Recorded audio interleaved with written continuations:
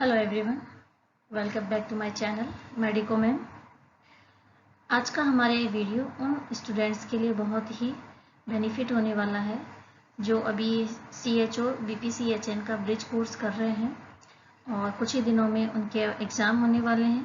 पहले के जो CHOs थे उनके एग्ज़ाम हो चुके हैं, लेकिन जो वेटिंग लिस्ट वाले हैं उनके अभी एग्ज़ाम होने बाकी हैं। तो उसी को ध्यान में रखते हुए मैं आज से ये एक इम्पोर्टेंट MCQs की सीरीज़ स्टार्ट कर रही हूँ।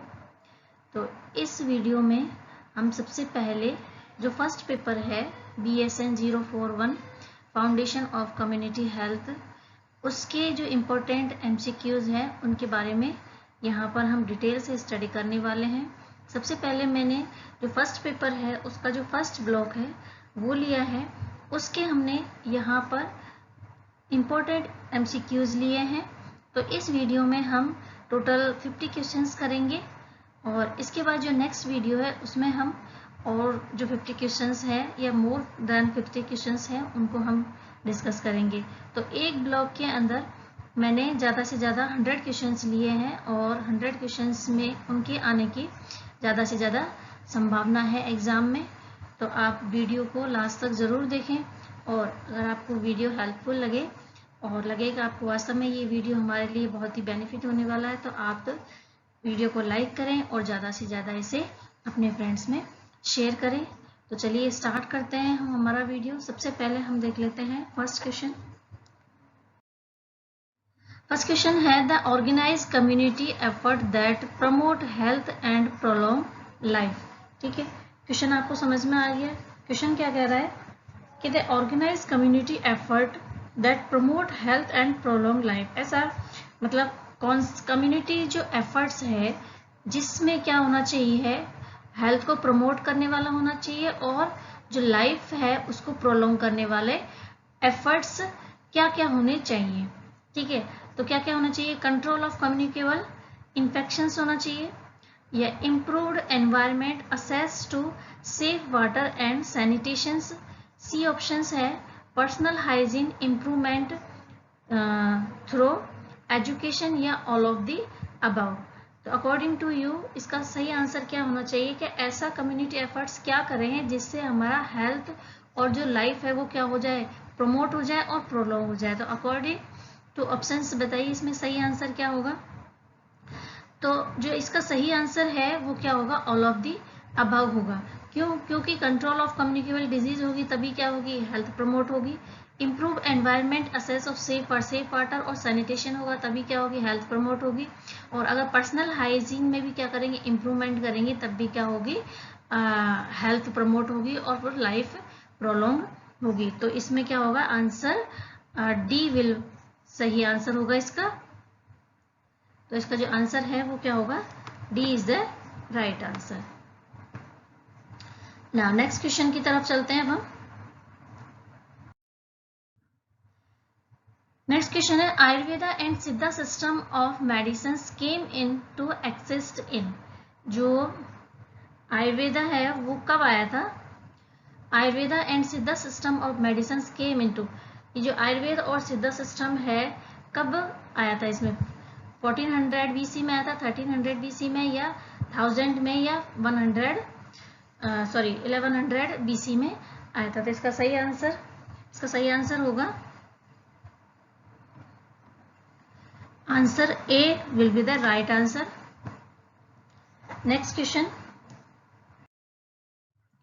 The Greek system of medicine known as Unani was introduce.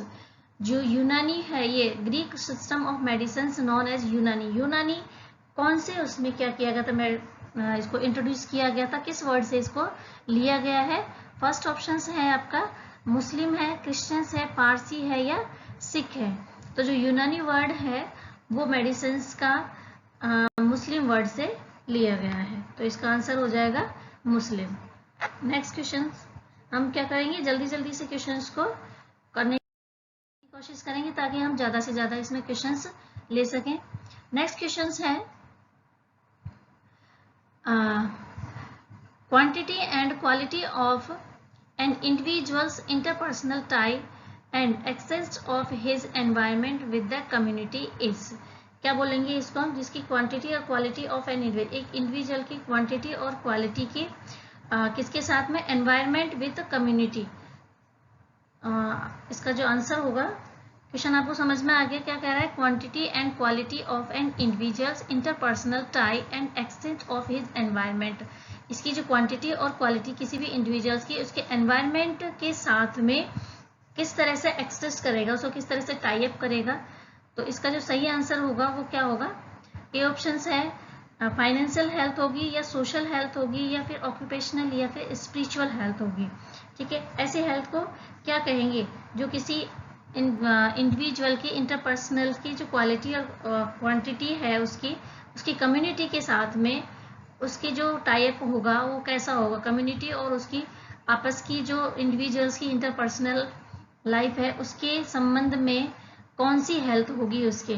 Financial तो हो नहीं सकती, ठीक है, और ऑक्यूपेशनल भी नहीं हो सकती और स्पिरिचुअल भी नहीं हो सकती। तो इसका सही आंसर होगा वो क्या होगा? Option B will be the right answer. Now next question, subjective sense of feeling unwell. ठीक है, इसको हम क्या बोलेंगे? कोई भी सब्जेक्टिव है, ठीक है, वो फीलिंग अनवेल, अनवेल क्या कर रहा है? फील कर रहा है। तो ऐसी सिचुएशन को क्या कहेंगे? साइंस की ऐसी ब्रांच है उसमें हम किसकी स्टडी करते हैं? ठीक है, सिकनेस है या इलनेस है, डिजीज है या मोर्टिलिटी है। ऑप्शन आपके सामने है, अगर आपको इसका आंसर पता है तो आप कमेंट्स बॉक्स में जाकर के कमेंट्स कर सकते हैं। ठीक है, तो question will be subjective sense of, ये सेंस है यहाँ पर, ठीक है, इसको आप करेक्ट कर लेना, subjective sense of feeling unwell. तो इसका सही आंसर होगा option B will be the right answer, illness. Next, theory of concept of causation of disease. ठीक है, कोई भी डिजीज होती है उसका क्या कारण है? ठीक है, इसके पीछे अलग अलग साइंटिस्ट ने अपनी अपनी क्या दी? थ्योरी दी थी। तो उस थ्योरी को, कॉन्सेप्ट क्या है उस थ्योरी का, आपको बताना है इसमें से। तो ये पता होना चाहिए आपको सबसे पहले तो कि जो theory of concept of causation of disease है वो कितने टाइप्स की हैं? वो मेनली 3 है। ठीक है, एक है सुपर नेचुरल थ्योरी है, एक है आपकी कॉजेशन थ्योरी है और दूसरी है आपकी जर्म्स थ्योरी है।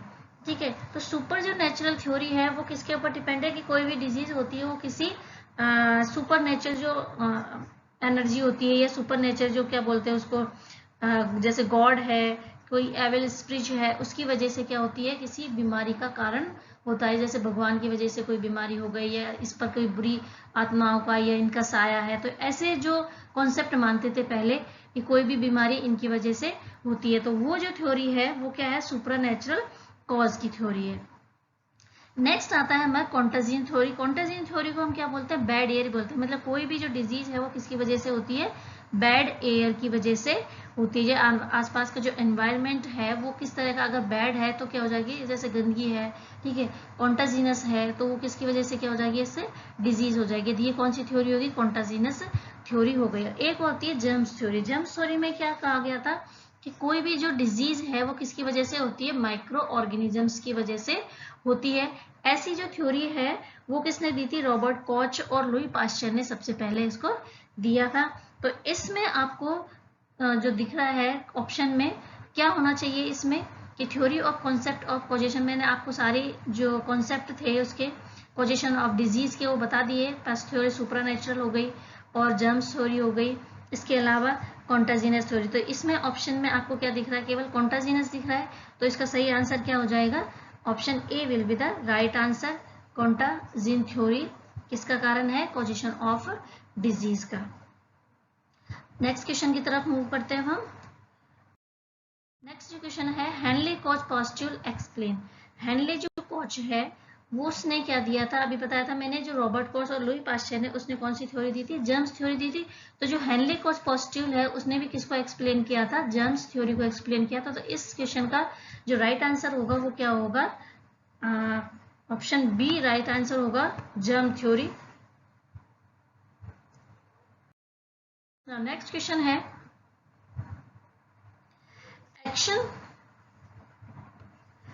action which helped the progress of a disease at its incipient stage and prevent complication related to which stage of preventions. Preventions के कौन सा स्टेज के अंदर आता है, ठीक है। अगर आपको प्रिवेंशंस के बारे में और डिटेल से स्टडी करनी है कि प्रिवेंशंस क्या होता है, इसकी डेफिनेशंस क्या है और प्रिवेंशंस के लेवल कितने हैं, ठीक है, तो ये मैं वीडियो अपने चैनल पर अपलोड कर दूंगी, आप वहां पर जाकर के देख सकते हैं प्रिवेंशन के बारे में। तो इस क्वेश्चन का हम समझ लेते हैं। क्वेश्चन क्या कर रहा है, action which help the progress of disease, मतलब ऐसा एक्शन लिए जाना जो क्या करता है, जो डिजीज की जो प्रोग्रेस होती है उसको क्या करता है, हेल्प कर देता है, रोक देता है एट इट्स इंसिपेंट स्टेज, ठीक है, उसकी प्रारंभिक स्टेज में, and prevent complications related to, और क्या करता है, उसके कॉम्प्लिकेशंस होने से रोक देना कौन से प्रिवेंशन के अंदर आता है। तो इसका आपको आंसर बताना है। तो इसका आंसर फर्स्ट ऑप्शन है आपका प्राइमरी। प्राइमरी तो हो नहीं सकता। प्राइमरी में क्या होता है कि प्राइमरी में हम क्या करते हैं, हेल्थ इसमें स्पेसिफिक प्रोटेक्शन देते हैं। और सेकेंडरी में क्या करते हैं, सेकेंडरी में आ जाता है हमारा डायग्नोसिस और प्रिवेंशन आता है, सॉरी डायग्नोसिस और ट्रीटमेंट आता है। डायग्नोसिस और ट्रीटमेंट कब आता है, जब डिजीज अकर हो जाती है। तो इस क्वेश्चन में क्या कह रहा है कि हमें जो डिजीज हो गई है यहाँ पर उसकी डिजीज को प्रोग्रेस को रोकना, डिजीज को प्रोग्रेस को रोकने के लिए हम क्या करेंगे, उसका ट्रीटमेंट करेंगे। तो इसका ट्रीटमेंट करने के लिए हमें कौन सा प्रिवेंशन आएगा, इसमें सेकेंडरी प्रिवेंशन आएगा। टर्सरी प्रिवेंशन, टर्सरी प्रिवेंशन में क्या करते हैं, रिहेबिलिटेशन किया जाता है। And all of the above तो हो नहीं सकता। तो इसका जो सही आंसर है वो क्या हो जाएगा, option B will be the right answer, secondary prevention. इसके बाद है नेक्स्ट क्वेश्चन है, द एक्चुअल लॉस और damage of a part of body anatomy or an abbreviations of the physiological functions that occur consequence to a disease is known as, मतलब कोई भी body part है उसका क्या हो गया, एक्चुअल लॉस हो गया या डैमेज हो गया है, जिसकी वजह से क्या होगा, कोई फिजियोलॉजिकल फंक्शंस एब्रीविएशन हो गया, रुक गया है, तो ऐसी कंडीशन को क्या कहेंगे, डिजीज की जो ऐसी कंडीशन है उसको हम क्या बोलेंगे, ठीक है। तो फर्स्ट ऑप्शन है डिजीज बोलेंगे या इम्पेयरमेंट बोलेंगे, डिसेबिलिटी या फिर हैंडीकैप बोलेंगे, ठीक है। तो इसका जो सही आंसर है वो क्या होगा, इसमें क्या अभी डिजीज हुई नहीं है, ठीक है, लेकिन क्या हो गया, उस जो बॉडी पार्ट है उसको क्या हो गया, लॉस हो गया है एक्चुअल में, ठीक है। तो ऐसी जो कंडीशन है उसको क्या बोलेंगे हम, जो सही आंसर है इसका वो हो जाएगा B option will be the right answer, impairment. इसके अलावा अब हम देखते हैं next question, the trend MLHB would be broadly be expected. MLHB क्या काम करता है या MLHB से क्या एक्सपेक्टेड की जाती है। MLHB की सबसे पहले तो MLHB की आपको फुल फॉर्म पता होना चाहिए कि MLHB होता क्या है, ठीक है। MLH की फुल फॉर्म होती है मिड लेवल हेल्थ प्रोवाइडर, जो कि आप सभी हैं CHOs, उनको क्या बोलते हैं, मिड लेवल हेल्थ प्रोवाइडर बोलते हैं। तो इसका फंक्शंस क्या होगा, ऑप्शन ए है इम्प्लीमेंट नेशनल प्रोग्राम होगा, administration and management at health and wellness centre, या prevention promoting and curative care, all of the above. तो ये इम्प्लीमेंटेशन का भी, नेशनल जो प्रोग्राम को इम्प्लीमेंटेशन का भी काम करता है, एडमिनिस्ट्रेशन का काम भी करेगा, एडमिनिस्ट्रेशन और मैनेजमेंट का काम भी करेगा ये हेल्थ एंड वेलनेस सेंटर का। इसके अलावा ये क्यूरेटिव और प्रोमोटिंग काम भी करेगा। तो इसका जो सही आंसर है वो क्या हो जाएगा, option D will be the right answer, all of the above. Next question है, central leprosy teaching and training institute located. जो सेंट्रल लेप्रोसी टीचिंग और ट्रेनिंग इंस्टीट्यूट है वो कहाँ पर है, दिल्ली में, चेन्नई में, बेंगलोर या कोलकाता में। चार ऑप्शन आपके सामने हैं और इसका जो सही आंसर है वो हो जाएगा चेन्नई। चेन्नई में सेंट्रल लेप्रोसी टीचिंग और ट्रेनिंग इंस्टीट्यूट लोकेटेड है। नेक्स्ट है, क्वारंटीन एक्ट कब आया था। क्वारंटीन एक्ट ऑप्शन ए 1880 में आया था या 1828 में आया था या 1825 या 1885 में आया था। ये क्वेश्चंस क्या है, आपको थोड़े फैक्ट लग रहे हैं लेकिन आपको ये थोड़े याद होने चाहिए क्योंकि ये क्वेश्चंस एग्जाम में बार बार रिपीट होते रहते हैं। तो इसका जो सही आंसर है वो होगा ऑप्शन सी, राइट आंसर, 1825 में। नेक्स्ट क्वेश्चन हम देखते हैं, birth and death registration act कब आया था। 1873, 1853, 1852 या 1856। इसका सही आंसर होगा option A will be the right answer. 1873 में death and birth registration act आया था। नेक्स्ट है वैक्सीनेशन एक्ट। जो वैक्सीनेशन करते हैं उसका भी एक्ट हुआ था, ठीक है, इसको भी संविधान में पास करके और इसको लाया गया था। कब आया था ये वाला? 1880 में आया था, या 1885, 1881 या 1880 में? तो इसका जो राइट आंसर होगा, अगर आपको इसका आंसर पता था कमेंट्स बॉक्स में कमेंट्स करें, ठीक है। Right answer will be the A options. 1880 में वैक्सीनेशन एक्ट आया था। नेक्स्ट है एनआरएचएम। एनआरएचएम कब आया था? ऑप्शन बहुत इजी क्वेश्चन है। ऑप्शन ए है 2005 में आया था, 2007, 2008 या 2006 में आया था। तो राइट आंसर क्या होगा इसका? Right answer will be the A option. 2005 में एनआरएचएम आया था, नेशनल रूरल हेल्थ मिशन। ना CHB स्टैंड फॉर, CHB की फुल फॉर्म क्या होती है? सेंट्रल हेल्थ एनवायरमेंटल ब्यूरो होता है, सेंट्रल हेल्थ एजुकेशन ब्यूरो होता है, सेंट्रल हेल्थ एजुकेटिव ब्यूरो होता है, या डी है सेंट्रल हेल्थ एफिशिएंसी ब्यूरो होता है। ये एब्रीविएशंस के भी क्वेश्चंस बहुत आते हैं, ठीक है, शॉर्ट फॉर्म में देते हैं, उसके आपको फुल फॉर्म पूछ ली जाती है। तो इसका जो सही आंसर होगा वो होगा option B will be the right answer, central health education bureau. C for central, H for health और ई फॉर एजुकेशन होता है। एनवायरमेंट नहीं होता, एजुकेटिव नहीं होता, ये एफिशिएंसी भी नहीं होता, क्या होता है? एजुकेशन होता है। और बी फॉर ब्यूरो, ठीक है। ये सारे तो सेम है, लेकिन इसमें डिफरेंस क्या है? केवल एजुकेशन है। तो ई किसके लिए स्टैंड है? यहाँ पर एजुकेशन के लिए स्टैंड है। तो वी, तो इसमें आंसर सही है, क्या होगा? B will be the right answer. अब Bhore committee was constitute. Bhore committee, इसके बारे में बहुत ज्यादा कंफ्यूजन रहता है कि कब बनी थी, कब क्या हुआ था। पर जो बनी थी, ये कब बनी थी? ऑप्शन है आपके सामने, 1943 में, 46 में, या 42 या 41 में, ठीक है। तो इसका जो कॉन्स्टिट्यूट हुआ था, ठीक है, ये इसका जो बना था वो तो बनी थी 1943 में बनी थी, लेकिन 1946 में क्या हुआ था? इसको प्रभाव में लाया गया था। तो इसका जो सही आंसर है वो क्या होगा? Option A will be the right answer. 1943 में बोर कमेटी का क्या हुआ था? कॉन्स्टिट्यूट हुआ था, जो कि क्या बोर कमेटी में ही क्या हुआ था? पीएससी को लिया गया था कि इसको पीएससी को एस्टेब्लिश किया जाएगा, ठीक है। बोर कमेटी में ही इसको वो प्रभाव में लाया गया था, पीएससी को। नेक्स्ट क्वेश्चन है resources required for health planning. Health planning हम कोई कर रहे हैं तो उसके लिए क्या क्या रिक्वायरमेंट की जरूरत पड़ेगी? ऑप्शन ए है मैन पावर की, बी है मनी की, या फिर सी है मटेरियल की, या फिर डी है आपके सामने ऑल ऑफ दी अबाउ। तो किसी भी हेल्थ प्लानिंग को करने के लिए हमें सभी चीजों की जरूरत पड़ेगी। तो इसका सही आंसर हो जाएगा option D will be the right answer. Next question, documentation of plan is an aspect of. कोई भी डॉक्यूमेंटेशन हम प्लान कर रहे हैं उसके लिए क्या होता है, मतलब क्या करते हैं डॉक्यूमेंटेशन करने के लिए? गोल करते हैं, या एडमिनिस्ट्रेटिव एक्शंस करते हैं, मॉनिटरिंग या इवेल्युएशन करते हैं, या ए एंड बी करते हैं, ठीक है। यहाँ पर डी लिखा हुआ है, इसकी जगह आप ए और बी कर लेना, क्योंकि डी तो इसमें ऑप्शन पहले से इसमें दे रखा है। तो इसका documentation of plan is an aspect, किसका एस्पेक्ट है? डॉक्यूमेंटेशन। तो डॉक्यूमेंटेशन हम किसी को करते हैं? एडमिनिस्ट्रेटिव एक्शंस आता है इसमें, एडमिनिस्ट्रेटिव एक्शन के अंदर का डॉक्यूमेंटेशन होता है।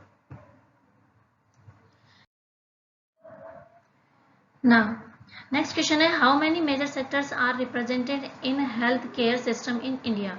इंडिया में जो हेल्थ केयर सिस्टम है उसमें कितने सेक्टर्स हैं? How many sectors are represented in health care system? Health care system के कितने सिस्टम है? ऑप्शन ए है आपके सामने 3 है, 4 है, 5 है, या 6 है।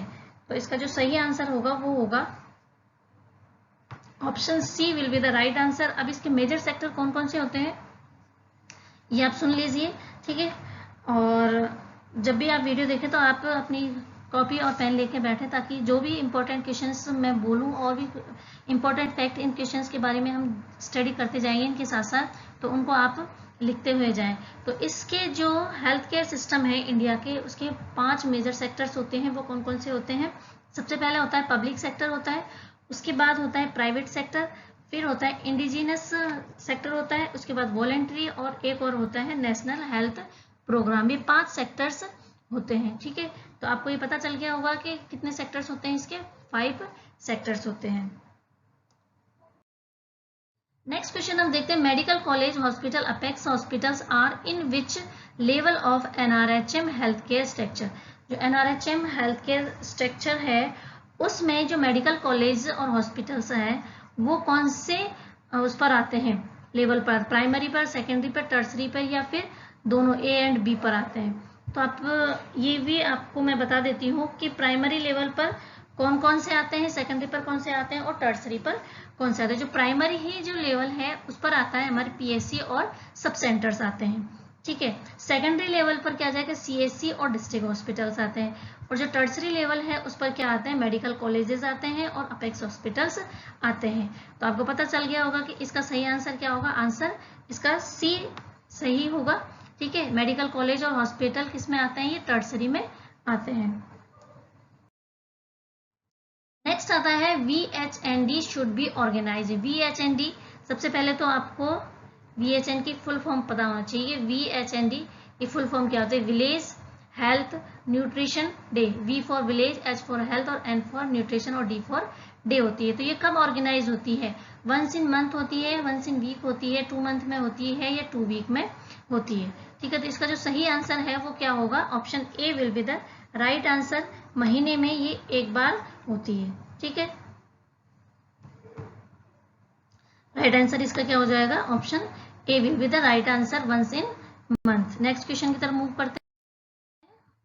Type B PSC is delivery loaded. Type B की जो पीएससी है उस पर कितनी डिलीवरी को बताया गया है कि कितनी डिलीवरी होनी चाहिए। ए ऑप्शन आपके सामने है 10 और मोर होनी चाहिए, और बी में 25 और मोर होनी चाहिए, सी में 30 और मोर डिलीवरी पर मंथ होनी चाहिए, या 20 और मोर डिलीवरी होनी चाहिए। तो इसका जो सही आंसर है वो क्या होगा, टाइप बी टाइप की जो पीएससी होती है उस पर 20 या 20 से ज्यादा क्या होनी चाहिए, पर मंथ डिलीवरी होनी चाहिए। तो इसका जो सही आंसर है वो क्या होगा, डी। नेक्स्ट क्वेश्चन की तरफ चलते हैं।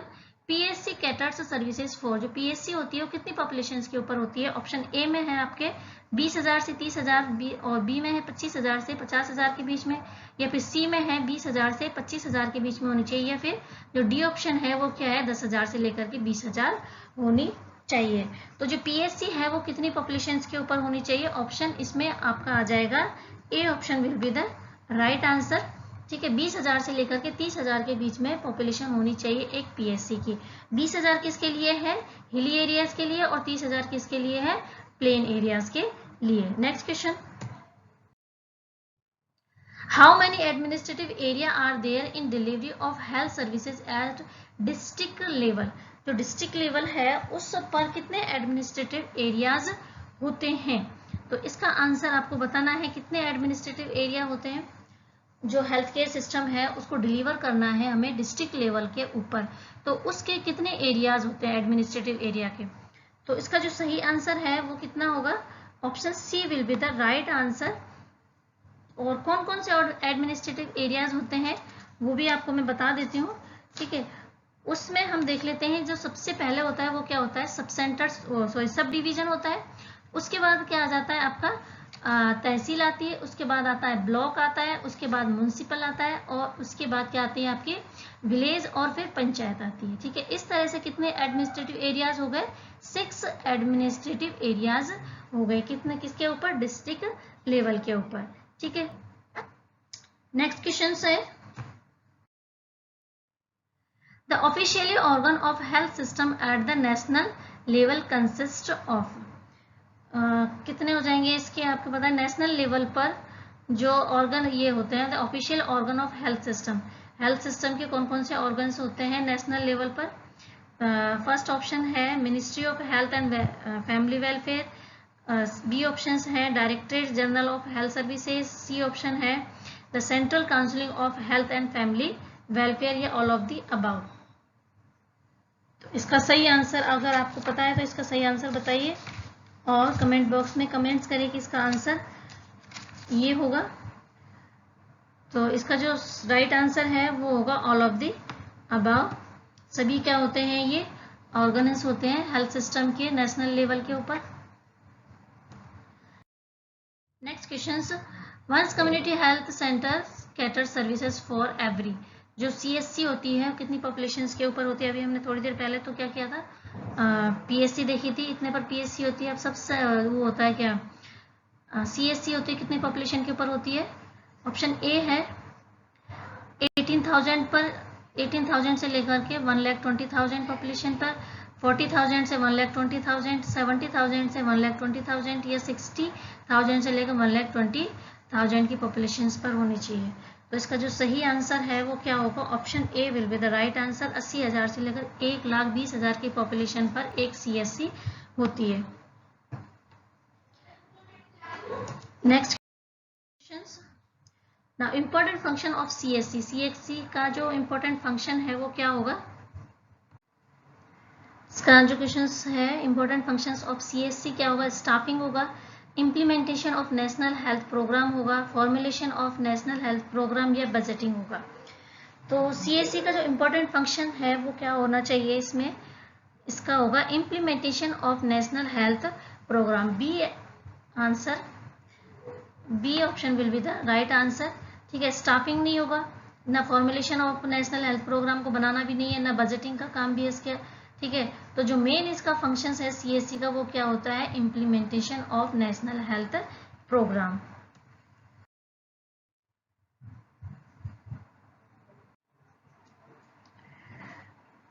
सो next question is regional director in state health directorate.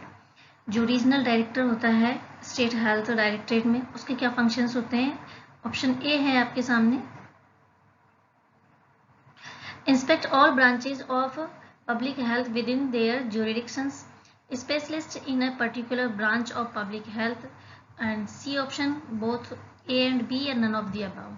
तो जो रीजनल डायरेक्टर होता है उसका क्या फंक्शंस होता है, तो इसका सही आंसर हो जाएगा option A, inspect all branches of public health within their jurisdictions. ठीक है, तो इसका मतलब क्या हुआ कि जो पब्लिक ये है पब्लिक हेल्थ है, इसकी inspect all branch of public health के ऑल ब्रांचेस का क्या करता है, ये इंस्पेक्ट करने का काम करता है जो भी इसके क्षेत्र अधिकार में आती है। ठीक है, ज्यूरिडिक्शन का मतलब जो भी इसके अधिकार में है, जो भी इसके अंडर में आती है, उन सभी पब्लिक हेल्थ ब्रांचेस का क्या करना है, इंस्पेक्ट करने का काम करता है।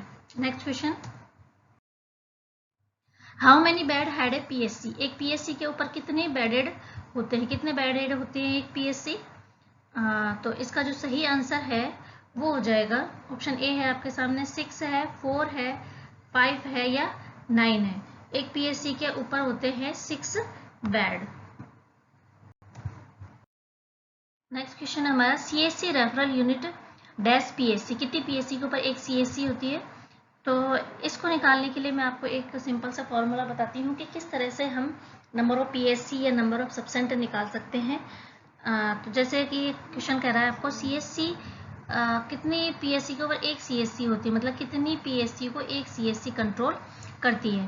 फॉर एग्जांपल जैसे CSC है तो हम क्या करेंगे इसमें कि जो CSC की पॉपुलेशन है उसमें PSC के पॉपुलेशन से अगर डिवाइड कर दे तो जो नंबर आएगा हमारा वो क्या होगी, नंबर ऑफ PSC हो जाएगी। जैसे कि जो CSC होती है वो कितनी पॉपुलेशन के ऊपर है, 80,000 से लेकर के 1,20,000 तक होती है, और जो PSC होती है वो कितने तक होती है, 20,000 से लेकर के 30,000 की पॉपुलेशन पर होती है। तो हम हिल स्टेशन जो हिली जो एरियाज हैं उनकी अगर हम पॉपुलेशन निकालें तो किस तरह से निकालेंगे, जैसे कि हमने यहाँ पर ले लिया CSC की पॉपुलेशन ले लेते हैं हम यहाँ पर 80,000। ठीक है, तो ये हो गया हमारा 80,000।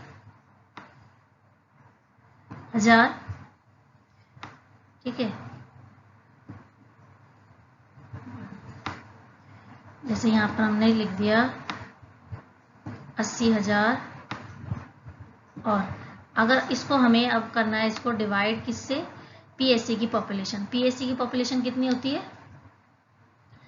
हिली के लिए 20,000।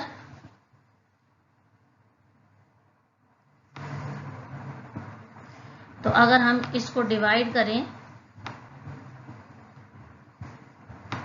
तो हमारा आंसर क्या आएगा, 20 से इसको डिवाइड करेंगे तो क्या आएगा, 4 आ जाएगा। ठीक है, तो ये क्या हो जाएगा हमारा आंसर 4। तो एक CSC कितनी PSC पर हो जाएगी, 4 PSC पर हो जाएगी। ठीक है, ये हो गया इसका राइट आंसर। इसी तरह से आप सब सेंटर की भी निकाल सकते हैं। ठीक है, PSC की पॉपुलेशन में क्या कर देंगे हम, सब सेंटर से उसको डिवाइड कर देंगे तो क्या आ जाएगा हमारा, सब सेंटर के नंबर आ जाएंगे।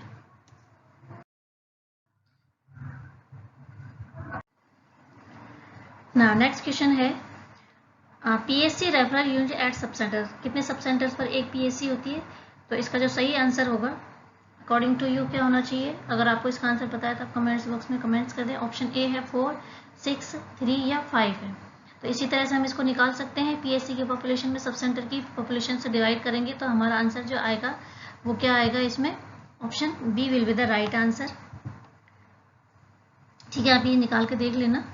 ठीक है, अभी आपको मैंने पिछले स्लाइड में बता दिया कि किस तरह से हम निकालते हैं। नेक्स्ट क्वेश्चन करेंगे, how many major sectors are represented in health care system. ये क्वेश्चन हम पहले भी कर चुके हैं, तो इसका राइट आंसर क्या हो जाएगा? कितने सेक्टर्स होते हैं इसमें? 5 सेक्टर्स होते हैं। Now next questions. ना ओवर क्राउडेड हाउसेस काउजेस, जो ओवर क्राउडेड हाउसेस होते हैं वो किसका कारण होते हैं? क्या हो सकता है वहाँ पर? ऐसी कौन सी डिजीजेस हो सकती हैं? ऑप्शन ए है आपके रेस्पिरेटरी एंड स्किन डिजीज हो सकती है, गैस्ट्रोइंटेस्टाइनल डिजीज या कार्डियोवास्कुलर डिजीज या कंजेनाइटल डिजीज। तो इसका जो राइट आंसर होगा, जो ओवर क्राउडेड हाउसेज होते हैं, जैसे कच्ची बस्तियां होती हैं, उनके घर आस पास क्या होते हैं? बहुत ज़्यादा पास पास होते हैं। तो ऐसे लोगों में कौन सी बीमारी होने के चांसेस रहते हैं? तो इसका राइट आंसर क्या होगा? अगर आपको इसका आंसर पता है तो आप कमेंट्स बॉक्स में कमेंट्स करें। इसका आंसर है option A will be the right answer. Respiratory और स्किन डिजीजेस क्या हो सकती है ओवर क्राउडेड हाउसेज में। Next is the control of water supply to ensure that they are pure and wholesome is a statement of, ये statement किसका है? Control of water supplies to ensure that they are pure and wholesome, ये statement किसका दिया गया है? WHO दिया गया है, पॉल्यूशन कंट्रोल डिपार्टमेंट का दिया है, डिपार्टमेंट ऑफ हेल्थ का दिया गया है, या फिर वाटर सप्लाई डिपार्टमेंट का दिया है? तो ये जो स्टेटमेंट दिया गया है वो किसके द्वारा दिया गया है? ये दिया गया है WHO के द्वारा। A option is the right answer. Next question, safe water is, safe water किसको बोलेंगे? Free from harmful chemicals, B है प्लीजेंट टू टेस्ट, सी है यूजेबल फॉर डोमेस्टिक पर्पस, या डी ऑप्शन है ऑल ऑफ दी अबव। तो इसका right answer क्या होगा? सेफ वाटर क्या है? इसमें सारी क्वालिटीज होती है, फ्री फ्रॉम हार्मफुल केमिकल्स भी होता है, प्लीजेंट टू टेस्ट भी होता है, और यूजेबल फॉर डोमेस्टिक पर्पस भी होता है। तो इसका जो सही आंसर होगा वो क्या होगा? Option D will be the right answer. Next question है, in normal soil the minimum distance between the well and the source of contaminate. ठीक है, तो क्वेश्चन आपको समझ में आ गया होगा। क्वेश्चन क्या कह रहा है? क्वेश्चन ये कह रहा है कि जो वेल है, कुआं, और जो कंटामिनेटेड सोर्स है उसके बीच में मिनिमम कितना डिस्टेंस होना चाहिए? ठीक है, ऑप्शन ए है should never be less than 50 metre, should never be less than 10 metres, या फिर सी ऑप्शन है should never be more than 15 metre, और डी ऑप्शन है should never be more than 10 metres. तो इसका जो सही आंसर है वो क्या होगा? अकॉर्डिंग टू क्या होना चाहिए? अगर आपको इसका आंसर पता है तो कमेंट्स बॉक्स में कमेंट्स करें। इसमें आंसर होगा कि should never be less than 15 metre. जो वेल है और जो कंटामिनेट सोर्स है उसके बीच में 15 जो मीटर है उससे ज़्यादा का डिस्टेंस नहीं होना चाहिए। तो इसका जो राइट आंसर है वो हो जाएगा option A will be the right answer. Next question की तरफ चलते हैं। क्वेश्चन नंबर नेक्स्ट क्वेश्चन है, disease caused by insect vector specially mosquito that breed और फीड नियर वाटर। ऐसी डिजीज को क्या कहेंगे हम? कि जो किसके द्वारा होती है? इंसेक्ट के द्वारा होती है, वेक्टर्स के द्वारा होती है। स्पेशली कौन से वेक्टर्स? मॉस्किटोज, जो क्या करते हैं कि ब्रीड करते हैं पानी के पास और फीड करते हैं पानी के पास ही। ऐसी जो डिजीज करते हैं उनको हम क्या करेंगे? वाटर वॉश डिजीज बोलेंगे उनको, या फिर वाटर रिलेटेड डिजीज बोलेंगे, या बोथ ए एंड बी बोलेंगे। ठीक है, तो इसका जो राइट आंसर है वो क्या होगा? हमारी अकॉर्डिंग टू यू क्या होना चाहिए इसका आंसर? तो इसका जो राइट आंसर होगा वो होगा ऑप्शन बी।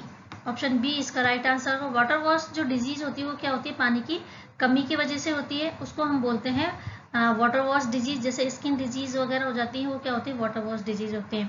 वाटर रिलेटेड होती है, एक वाटर बॉर्न डिजीज है। वाटर बॉर्न डिजीज क्या होती है? जो पानी की वजह से, दूषित पानी का यूज करते हैं तो उसकी वजह से जो होती है, जैसे कि क्या बोलते हैं, डायरिया हो गया है, या फिर टाइफाइड वगैरह जो हो जाता है वो क्या होता है? वाटर बॉर्न डिजीज होती है। जो वाटर रिलेटेड डिजीज हैं वो क्या होती हैं?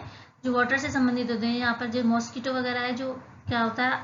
पानी के आसपास ही क्या करता है, ब्रीड करता है और फीड भी करता है। तो उनसे जो डिजीज होती है उसको हम क्या बोलेंगे, वाटर रिलेटेड डिजीज। तो इसका सही आंसर क्या हो जाएगा, water related disease. Next question है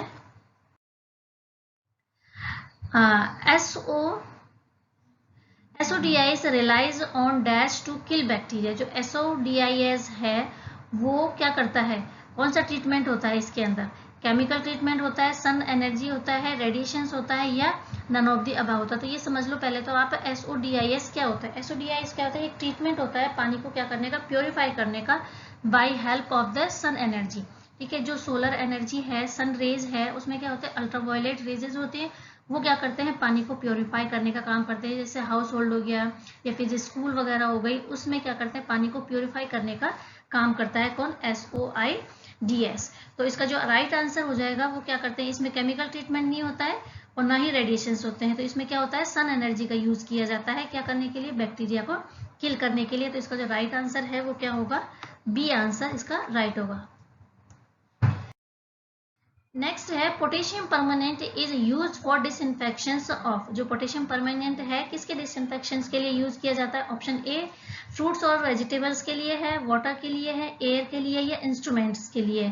किन के डिसइंफेक्शन के लिए पोटेशियम परमानेंट को यूज किया जाता है।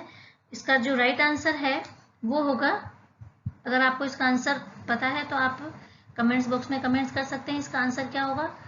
तो इसका जो राइट आंसर है वो होगा ऑप्शन ए, फ्रूट और वेजिटेबल्स है उसको डिसइंफेक्शन करने का काम क्या करता है, पोटेशियम परमैंगनेट को यूज में लिया जाता है। Next question, orthotolidine arsenide test is use to determine. Ortho जो टॉलुरिन टेस्ट है वो किसके लिए यूज किया जाता है, amount of free chlorine residual को चेक करने के लिए, या वाटर की पीएच को टेस्ट करने के लिए, turbidity of water, turbidity of water, water की टर्बिडिटी को चेक करने के लिए किया जाता है, या ऑल ऑफ द अबाउ। तो इसका जो राइट आंसर होगा वो क्या करते हैं, ऑर्थोटॉलुरिन टेस्ट है वो हम करते हैं क्या, जो फ्री क्लोरीन है, फ्री रेजिडुअल क्लोरीन है उसके अमाउंट को चेक करने के लिए इसको यूज में लिया जाता है। Next question, acid rain is global effect of. Acid rain किसकी वजह से होता है, नॉइज पॉल्यूशन की वजह से होता है, वाटर पॉल्यूशन है, एयर पॉल्यूशन या सॉइल पॉल्यूशन है। ठीक है, ये बहुत इजी क्वेश्चन है। इसका आंसर जो एसिड रेन होती है, ठीक है, वो क्या होता है कि इसमें एनवायरनमेंट में सल्फर की अमाउंट ज़्यादा बढ़ जाती है पॉल्यूशन की वजह से, एयर पॉल्यूशन की वजह से। तो क्या होता है वहाँ पर सल्फेट बन जाते हैं और जब वह वाटर के साथ रिएक्शन करते हैं तो क्या बन जाते हैं, सल्फ्यूरिक एसिड बना देते हैं। तो ये होती है एसिड रेन। और ये एसिड रेन क्या होती है, एनवायरनमेंट के लिए बहुत हार्मफुल होती है। जैसे कि ताजमहल वगैरह है जो उसका जो नष्ट होने का जो कारण है, जो मार्बल जो धीरे धीरे क्या होता जा रहा है, उसका क्षय होता जा रहा है, डिके हो रहा है, वो किसकी वजह से हो रहा है, वो एसिड रेन की वजह से ही होता है। तो एसिड जो रेन है वो किसका परिणाम है, तो आंसर क्या होगा इसका, एयर पॉल्यूशन। ठीक है, तो डी इसका आंसर क्या होगा, सी आंसर इसका सही है, एयर पॉल्यूशन की वजह से क्या एसिड रेन होती है। नेक्स्ट है global warming cause. Global warming, आजकल ग्लोबल वार्मिंग बहुत ज्यादा चल रही है और किसकी वजह से चल रही है ये जो, ठीक है, इसके क्या क्या कारण हो सकते हैं, क्या क्या इसके इफेक्ट हो सकते हैं वो आपको बताने हैं। ऑप्शन ए आपके सामने है, increase dryness of climate. Global warming की वजह से क्या होता है, क्लाइमेट की ड्राइनेस बढ़ रही है। बी ऑप्शन है reduce food production, food production कम होता जा रहा है। सी ऑप्शन है increase sea level resulting flood, जिसकी वजह से क्या आ रही है, फ्लड वगैरह आ रही है, जिससे सी लेवल बढ़ रहा है तो क्या हो रहा है, फ्लड आ रहा है। और डी ऑप्शन है क्या, ऑल ऑफ दी अबाव। तो ग्लोबल वार्मिंग की वजह से क्या हो रही है, सारे ही क्या हो रहा है, इफेक्ट आ रहे हैं। टेम्परेचर भी क्या हो रहा है, बढ़ रहा है क्लाइमेट का, और क्या हो रहा है इसमें, रिड्यूस फूड प्रोडक्शन भी कम होता जा रहा है, और जो सी लेवल है वो भी क्या हो रहा है, बढ़ता जा रहा है, जिससे क्या आ रहा है, फ्लड आ रही है। क्यों, क्योंकि जैसे ही टेम्परेचर बढ़ता है एनवायरनमेंट का, तो जो ग्लेशियर्स हैं वो क्या होते हैं, मेल्ट होते हैं।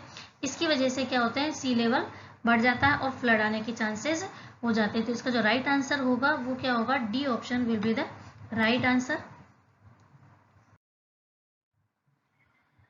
नाउ नेक्स्ट क्वेश्चन है, हेक्साक्लोरोबेंजीन इज ए टाइप ऑफ। हेक्साक्लोरोबेंजीन किसका टाइप है, हेक्साक्लोरोबेंजीन क्या होता है, हेक्साक्लोरोबेंजीन क्या है, एक तरीके से पेस्टिसाइड्स है जो क्या होते हैं कि किसमें यूज किया जाता है, जैसे खेती वगैरह करते हैं तो उसमें जो फसल होती है उसमें जो पेस्टिसाइड्स लग जाते हैं उसमें यूज किया जाता है।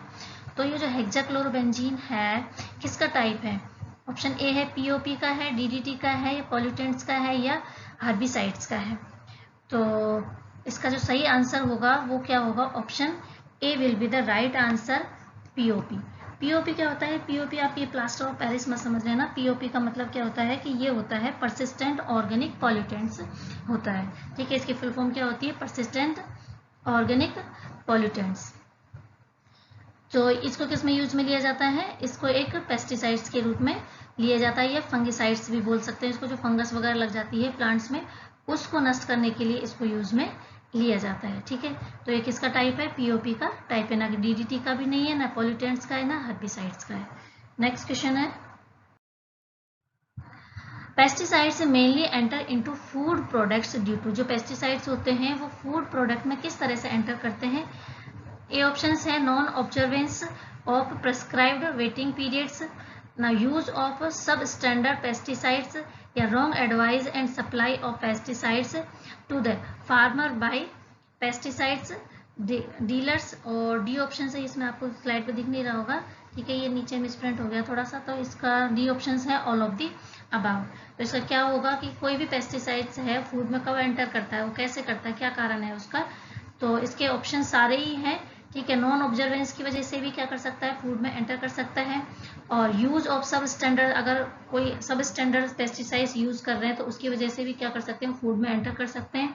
या फिर रॉन्ग एडवाइस अगर दे दी फार्मर्स को, ठीक है, कैसे उसको सप्लाई करना है, किस तरह से उसको यूज करना है, ठीक है, वो अगर उसको जानकारी नहीं है तो इस तरह से भी क्या कर सकता है, पेस्टिसाइड्स फूड में एंटर कर सकते हैं। तो इसका जो राइट आंसर होगा वो क्या होगा, ऑल ऑफ दी अबव।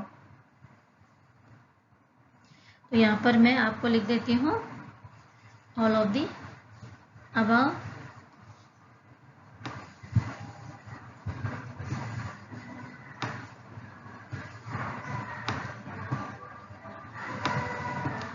ठीक है, नेक्स्ट क्वेश्चंस की तरफ मूव करते हैं हम। क्वेश्चन है, immediate constituents of physical environment. Physical environment का इमीडिएट कॉन्स्टिट्यूएंट किसकी वजह से होता है। ऑप्शन ए है एयर, वाटर, सॉइल और सन।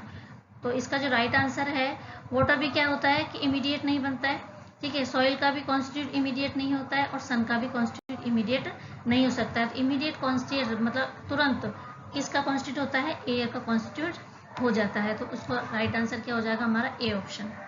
नेक्स्ट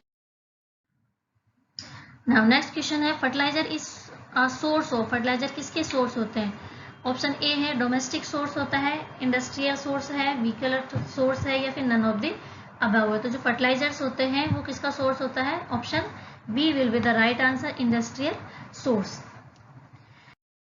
नेक्स्ट क्वेश्चन है, green belt is a remedy for. Green belt किसकी रेमेडी है, air pollution, water pollution, soil pollution, या नॉइज पॉल्यूशन।